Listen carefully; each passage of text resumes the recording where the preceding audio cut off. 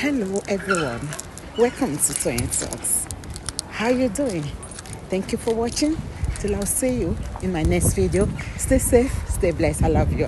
Bye. Gbogbo rubbish dọ́kọ̀ fi tọ̀ wọ̀nyẹn. Oye àwa la ṣe ohun tó yẹ ká ṣe torí we are all can create division. Wọ́n ṣe ń sa ogun lọ ń lo àwọn èèyàn. Wọ́n máa parọ́ mẹ́lẹ̀ wọ́n á mú tíọ́rì yẹn fúnra wọn tó bá ti pera wọn lẹ́yìn. Wọ́n á máa ọ̀bọ̀ yẹn lẹ́yìn kó lè ní o ọ̀bọ̀ yẹn owó wá ní o owó wèrè wo. Tẹ́rù owó tọrọ pé èèyàn deserve nìyẹn. I am saying but ọlọ́mọ yẹn kárí kọ́lọ́mọ fàjíjà tí wọ́n wá síbi tó nira. We have learnt my lessons and I've made it a point to them that whatever they have done or whatever they will still do, I'm not backing off on the theory. So thank you so much, my brother. I appreciate you. Thank you.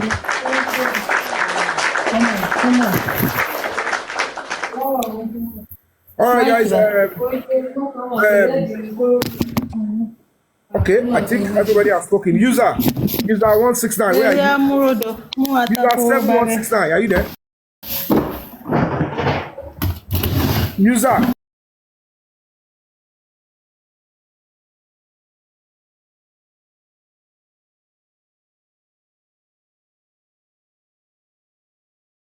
I want to share. Excuse me, Mr. Yomi, can I quickly say something? Okay, Lizzie. Okay. Sorry about that. Madam Lizzie. Let Madam Tina complete. Then we'll come back to you. Yeah, go on, Sima. Yeah. Thank you so much. Everything you say is this. Yeah. Everything we've been saying it. It's so obvious that some people are covering some certain things. You understand? Exactly. It's really obvious. But the thing is, I would just employ everyone that if you believe truly, if you search your conscience and you believe truly you are fighting for this justice, there's no need for us to be dragging or saying something about others. I mean, like dragging others. There's no point. You can be on your lane, do your thing. I can be on my lane, do my things. It's not that we are like I'm having anything. If I don't even come to your lane, it's not that I'm having any biased mind against you. We need to mature. We need to be matured. We need to grow up. I'm just advising all of us. We need to grow up. This thing that is happening is not a small thing. We all know how they treated this boy while alive. We all know, we can see, and everything, so many things that happened to this boy. They deshumanize him. Even after death. Please, I'm begging everyone. We don't have to drag each other. Let's do this thing. Let's just come together. Without I'm not saying we should come together and do this and that. I'm not like talking to those people that are not fighting for justice. I mean, some people you search your conscience and you know truly you're fighting for justice. Please. Because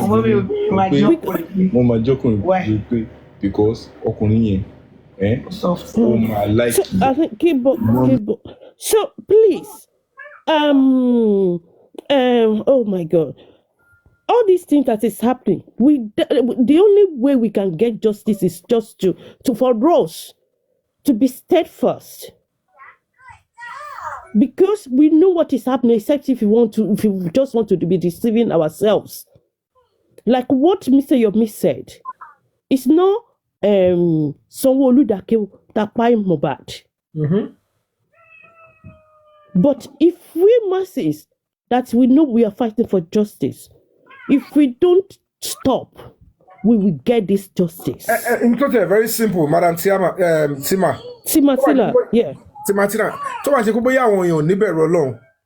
CCTV camera and all lọ sí court, even in corona inquest. Wọ́n ní ta ló embalm, wọ́n gbé kéèsì lọ sí police station. Wọ́n ní kọ́ mú ẹni tó embalm, wọ́n change ẹ̀, èmi kọ́ mú embalm, eléyìí ló embalm. ta la fẹ́ charge evidence tẹ́ni tó bẹ́ẹ̀ bá mu dà ẹ wá rí evidence pé CCTV tó máa sọ at least kò ń ṣe ìta gbangba lọ́tì ẹ̀ bá mu kú Mohbad wọ́n fi òkú padà wọnú ilé wọ́n dẹ̀ bá mu sábẹ́ staircase yẹn kámẹ́rà wà tó rí gbogbo ẹ̀.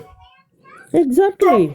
ẹni tó ẹ̀ bá mu ẹni tó ti kọ statement tó ti parọ́ pé nǹkan ló ẹ̀ bá mu ṣebí CCTV àfihàn now wọ́n wá ń distract bẹ́ẹ̀ ṣe máa rí CCTV àtẹni tó máa ṣe àwọn èèyàn dẹ̀ tún rò pé that is the right way they are waiting for I'm not saying forensic is not okay but why are we later will yá àwọn èèyàn so quickly pé this is not just dragging this is pure evil and criminality that is why lẹ́sẹ̀ ni pé àwọn kan sì wọn ò mọ̀ yàtọ̀ nu pé ẹ dáwó fún yàn ó ń deliver ohun tẹ́ fẹ́ in fact ibi tẹ́ ẹ̀ràn ló ń ṣe àtàwọn tẹ́ ń fún lówó tí wọ́n ṣe kankan.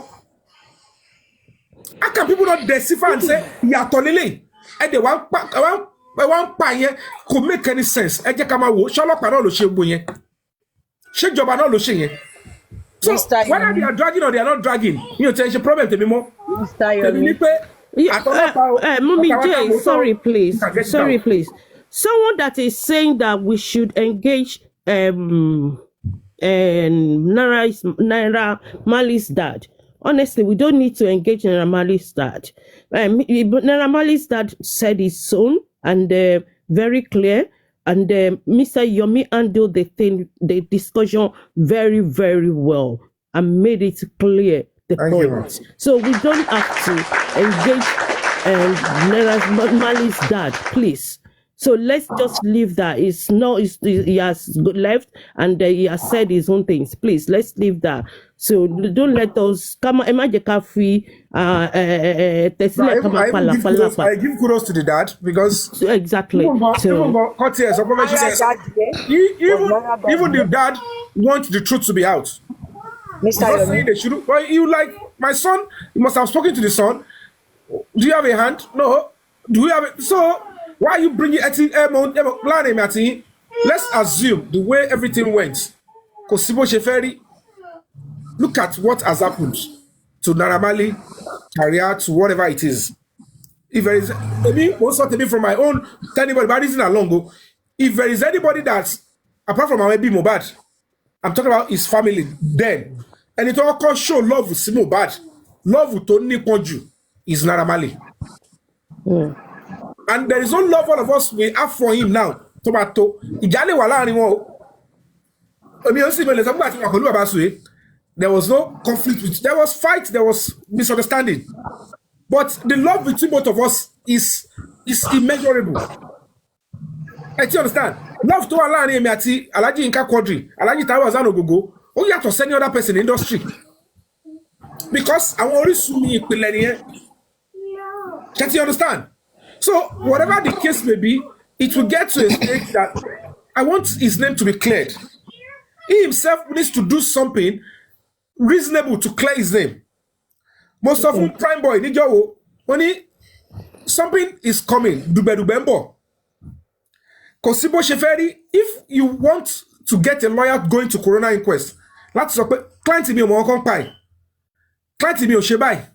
you must have an evidence. The evidence that your lawyer, normally every law chamber will have investigator. Okay, because the camera to substantiate anything in Ikorodu town hall, show. Nobody recorded anything. There's no way they will not record anything. But talk about it, worry. Chebi, inu estate Mohbad, moto babe wole okonja. You yourself and your lawyer were supposed to go there and say, "Emi mo pe moto yen, goko se to fi kuro nbe." Mo mọ̀ pé èmi àti Mohbad ò jà débi kó gbá glass lẹ́sẹ̀ tó bá jẹ́ pé ó wà sure. There is no way they would have fixed the car on the road, Oruni. So that means the jeep must have arrived in that estate. Check it me. And that way, your lawyer should go and lift evidence. Osha ti bẹ̀rẹ̀ coroner inquest for a very long time. But Amani Dowo, CCTV here, ẹ ká lọ bèrè quietly, ká bèrè Anthony, ká lè get the order. Or ká sọ fún ọlọ́pàá kó bá lọ wò. Kọ́ lift here fún wa, kọ́ shoot kakọ̀ ní fídíò jeep yẹn bó ṣe wọnú estate àti níyẹn lọ́wọ́. Tó bá sọ pé ọ̀nà gba lẹ́sẹ̀ lọ́wọ́ ẹ̀ fi gé kó bá client òun jà òun rè olúwa mi jeep yẹn rè nígbà tó wọlé ní time yẹn wo time tó wọlé sínú estate olúwa mi ṣe rí pé jeep fọ́ ṣe rápá bẹ́ẹ̀ ọ̀dẹ̀ parọ́ pé ibẹ̀ ni wọ́n máa ti yọ but kò lè fẹ́ lọ máa rojọ́ ní corona inquest máa rojọ́ títí dé wípé máa sọ pé corona inquest ò forí sọ bí kankan. Because you cannot go to corona inquest without evidence. And the major evidence at the corona inquest is the toxicology and DNA. DNA fingerprint can be feasible again because what he tamper with crime scene, what he tamper with the body go. So now the only thing that is left is what is talk by me and go to one nobody. She only shock ni. O ma reason ti shock yẹn o ma rí nube. Ṣé nǹkan wọnú ẹ̀jẹ̀ ni kí ló fà ṣó lose ẹ̀jẹ̀ gan ni. Tá bá wò pé gbà tí Mohbad bá fi kú ẹ̀jẹ̀ tó wà lára ojú agolo ọ̀dà kan. Báwo lè ṣe máa lágolo ọ̀dà? Dájúdájú ó ti pọ̀ ẹ̀jẹ̀ púpọ̀ nìyẹn. Tó dẹ̀ ní pé kò síbi tí ẹ̀jẹ̀ ti lè gbà jáde lára ju ẹnu etí lọ. Then that means this guy must have lost a lot of blood in that house. Then that will be established. But who did it? Kí ló fà tó fi pọ̀ ẹ̀jẹ̀? We will need somebody to confess, or we need something physical to say, and your body no shade. So the advantage of the CCTV is to substantiate without anybody saying, not, lawyer ọmọ sọ fún wọn straight ní pé obi, orí nǹkan tí ìjọba kó lẹ̀, nǹkan tó gbé lẹ̀ tó náà fi charge ẹ lélẹ̀. If they are charging lágbájá for murder, if they are charging you for aiding and abetting, if they are charging you for messing up with dead body, wọ́n sọ evidence yẹn kó tó lè charge yàn sí kíjọba tó charge yàn the DPP wọ́n ti sọ nǹkan tó nílẹ̀ fún ẹ wọ́n ti fún ẹ ní copy tí lọ́yẹ̀ bá ti rí aṣọ ọ̀gbẹ́ni wa kóòtù tá à ń lọ yẹn kò sí òyìnbó wèrè àìmí ò jẹ̀bi pẹ̀lú aláyè o ó jẹ̀bi gidi kọ́ra plead guilty so that you can have a lesser sentence for you. That is what we wanted, and they didn't want us to get it. Nígbà tó ti ní mi lára mo láti tún pariwo síta again. Because tí a bá dákẹ́ tàrí a bá dákẹ́ mi ilé máa jẹyà lórí nǹkan kí máa sá kíjokíjo kí fi lé ọ̀nà fi kárí alẹ̀ fi ṣẹlẹ̀ kí má ní lọ ṣe ẹbúye fíìmù tó ti pè mí sí tí mi lè lọ ṣe báyìí ìjẹta bí ìlọ̀gá mi ló ṣì pè mí kí wá ṣe fíìmù mo ní mi ò sí lẹ́sà wọ́n ní òkè tó bá dé iṣẹ́ nìyẹn mi ò ṣe kọ́kọ́ mi ti wà mí kàn jókòó bí omi adágún síbì kan bí. So that is what we are saying, that àwọn tó wá rò pé tó bá shift ẹ̀ kó bá lọ báyìí ẹ jẹ́ kó jẹ́ corona inquest ló bá gbọ́dọ̀. No, tá bá fẹ́ justice kò ṣe dandan kó jẹ́ true corona inquest nìkan. As a matter of fact, the video evidence will give us more leeway because ohun tó ṣẹlẹ̀ ó mọ̀ wá so substantial and convincing. Kí ló dé tẹ́ fẹ́ bà tèèyàn jẹ́ because a lọ sápá abẹ yẹn.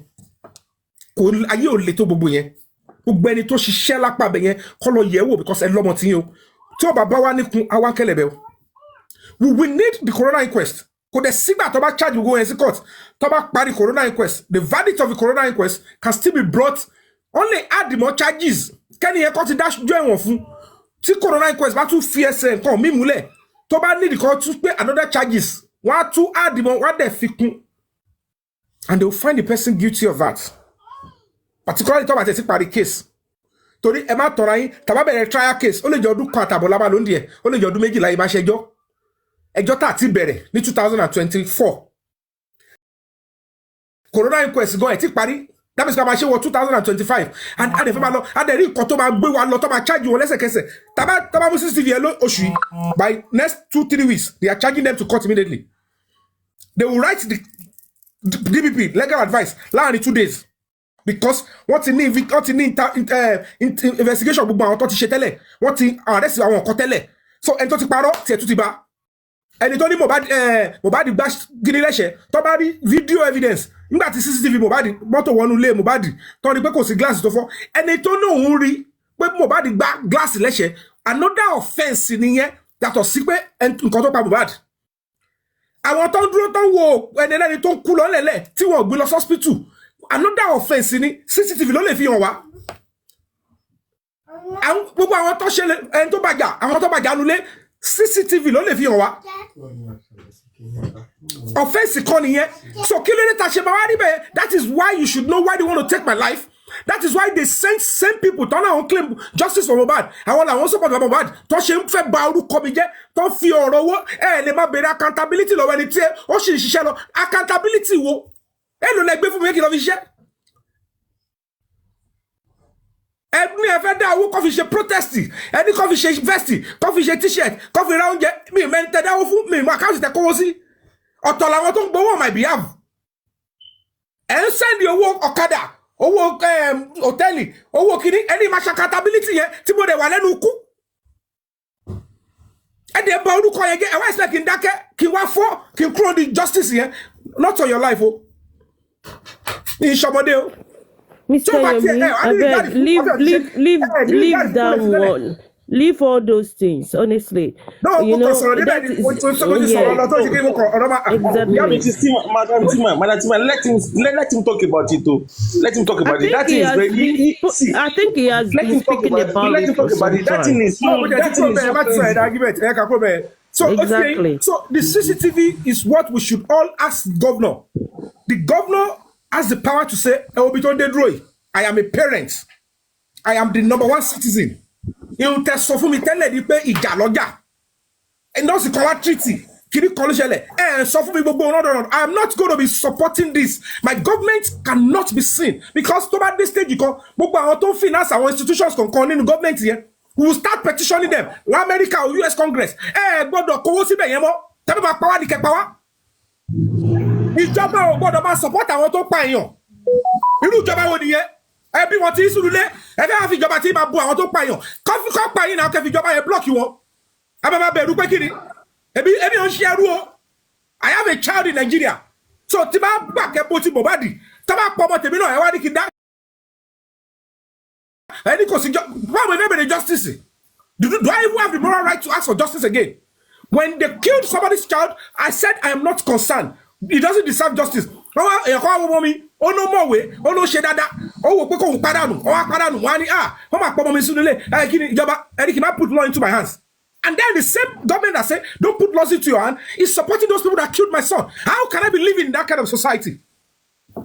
We will be what if my bed governor wa commissioner wa ṣeun tó yẹ kẹ́ ṣe ẹlẹ́rọ ní now ṣe bá jọ ọjọ́ bí gbogbo sí Nàìjíríà ni bó ṣe bí iná bí èmi náà we were all pets there gbogbo alájọ dàgbà ẹ jẹ́ ká túlù ìṣe ẹ gba political power ẹ máa fi support our criminals ẹni ká máa dákẹ́ àwọn máa padà sẹ́yìn ìlú àmà bàjẹ́ lọ irú rubbish wo nìyẹn if you want to become criminal put them in prison irú bẹ̀rù wo irú ṣe irú ni wá ni. I don't shame me or shame dirty. Let's fix this country so that we can live properly. I'm a sakiri. I will go to the Pombi. But you worry that's almost 19 years. But don't come here, me or Beno Ibori. Any little smart and was asylum. I was married to a British woman for 10 years. Oh, Ibo, Koshe British in Nigeria. Tosha nationalize. Oh, Ibo, for the mewa. Why do you go so social media?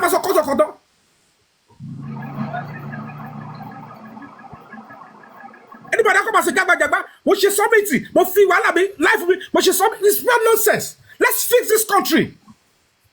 Be bold enough to ask, speak truth to authority. Emma toba on sa si gbogbo won so yin do there and you know shot there pẹ̀lú wọn. It is your right to demand from your governor, from who you elect. Use what we elect you for to do the right thing. Báwo ni CCTV ṣe máa bẹ̀rẹ̀ tẹ́ máa lẹ́fẹ̀ẹ́ bò. Baba tó lọ mọ́ ń bèrè every day. Ó ń kọrin, ó ṣe gbogbo ẹ̀. We saw the pain. Ẹ gbogbo ẹ̀ ṣòwò ni. Why? Give him justice.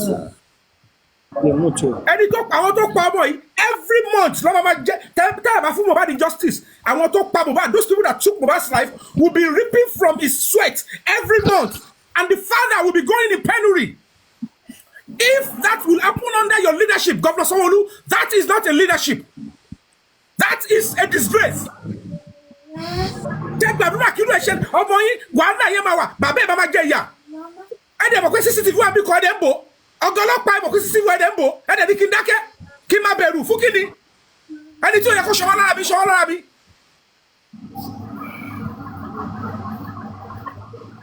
Every other people felt they went on their own business. Oh, only go kwa. I said I want to give back to the society. Is that too big for me to do? Is that too small for me to do? I choose this pattern. I choose this way. Because somebody must do it. If I choose not to do anything, why did I have a child?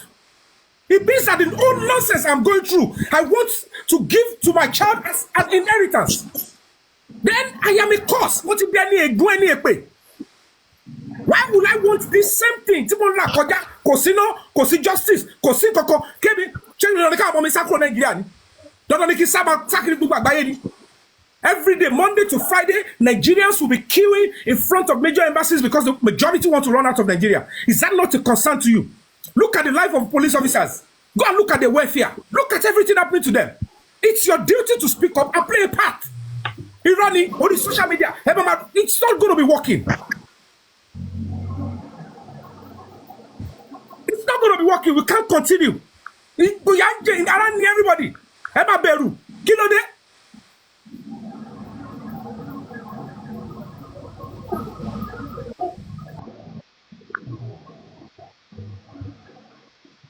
You know that.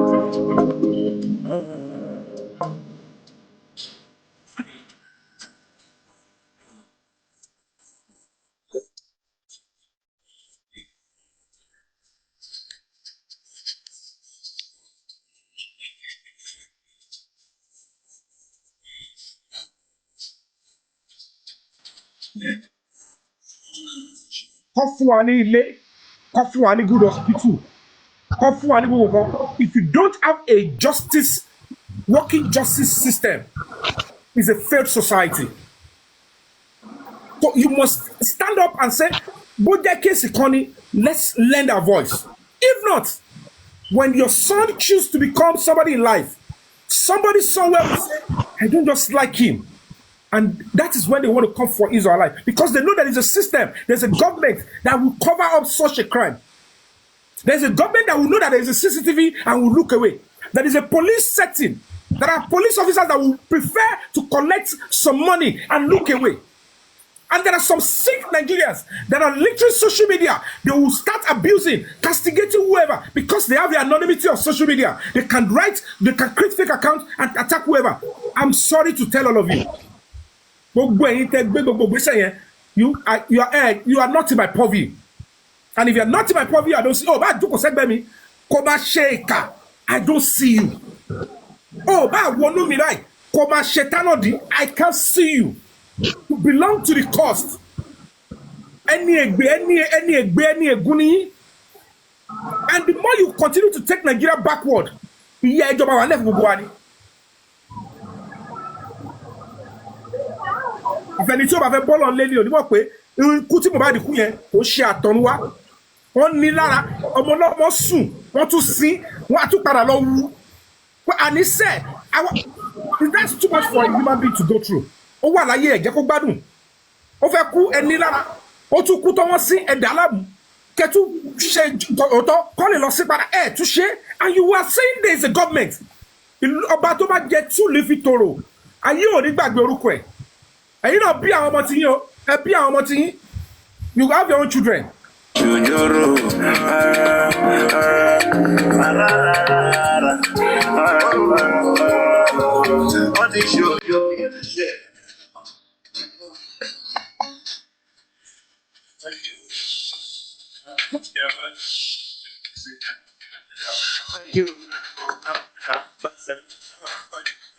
Ever ṣe òjòrò, give Mohbad justice. Lift the CCTV in Mohbad's house. It's simple láti ṣe ni. Èèyàn kan ló kọ́ ilé yẹn. And I am telling you guys on my honor, the CCTV in Mohbad's house cannot be, they cannot destroy it. If they delete it, they are only wasting their time. It cannot be formatted. The CCTV in neighbor's house, they are available. Nothing can happen to it. Why we continue with the corona inquest? Those that think the corona inquest will go on, they should continue.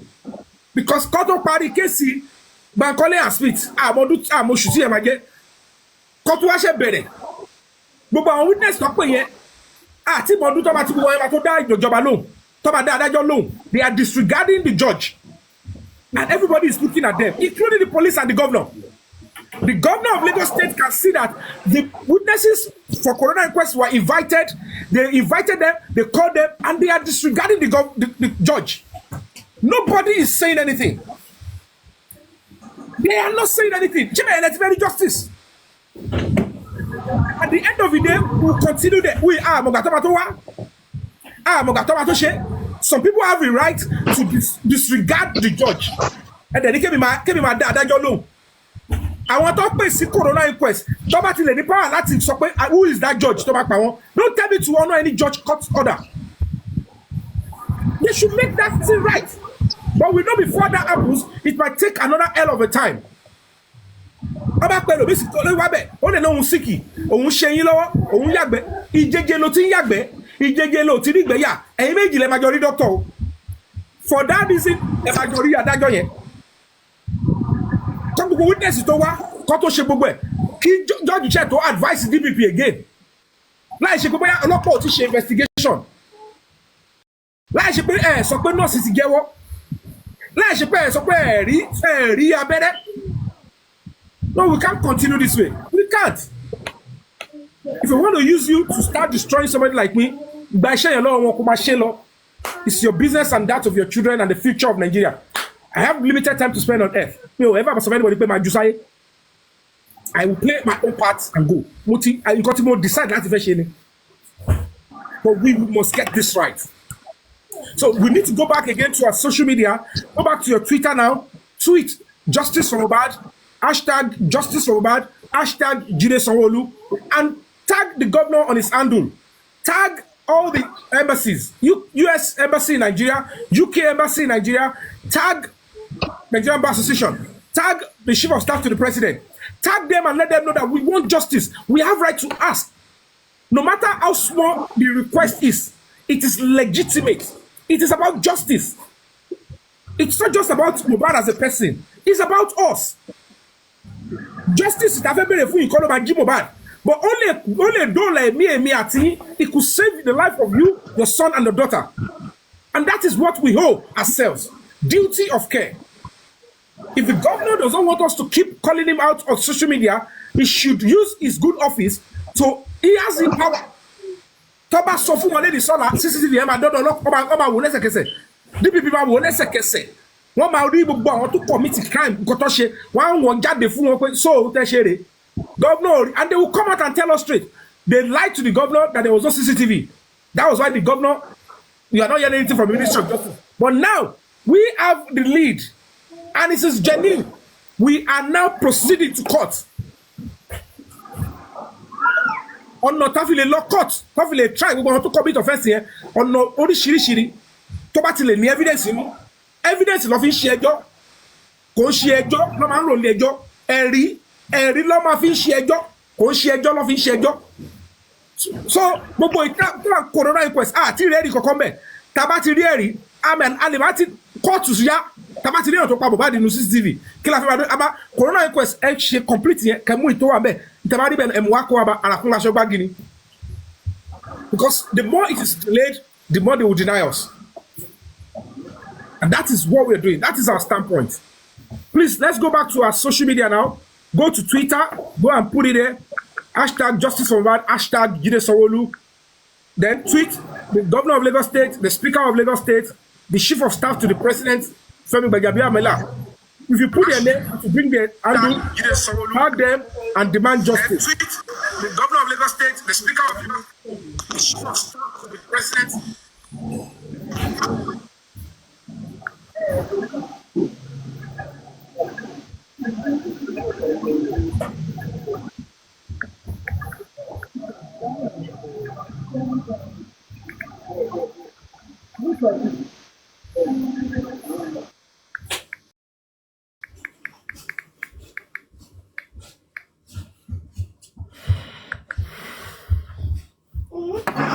Mr Yomi ẹ kú ètò èmi gbàgbọ́ pé lórúkọ Jésù a máa rí justice dóò inú àwọn kan tèmi fẹ́ sọ̀rọ̀ lé lórí mọ̀míjẹ́ ti béèrè nípa so mi fẹ́ repeat ẹ̀ mọ́ nípa ti àwọn legal team yẹn aránṣẹ́ ṣàmà ti ní kẹ́ má gbé yẹn wá sórí ètò so mi nídìí àti béèrè ẹni tí mọ́ mọ̀míjẹ́ ti sọ̀rọ̀ lé lórí ṣáárí kan tẹ̀mí kàn rí lọ́rọ̀ Nàìjíríà sà